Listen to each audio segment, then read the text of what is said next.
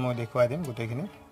প্ৰথমতে আপোনালোকে ইয়াত চাৰ্চ কৰিব SLRC আসাম বুলি। তাৰপিছত ওপৰত অহা যেটো আছে সেৱা SLRC সেৱা বুলি তাতে ক্লিক কৰি দিব।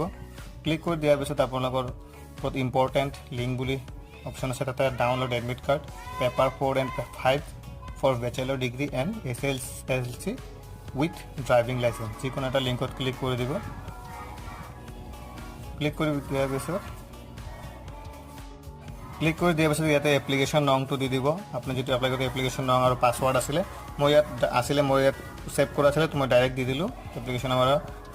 এপ্লিকেশ্যন নাম্বাৰ আৰু পাছৱাৰ্ড দিয়াৰ লগে লগে মোৰ এডমিট কাৰ্ডখন আহি গৈছে। মই ইয়াত PDF অপশ্যনটোত ক্লিক কৰি ছেভ কৰি দিম আৰু মোৰ এডমিট কাৰ্ডখন ডাউনলোড হৈ গ'ল।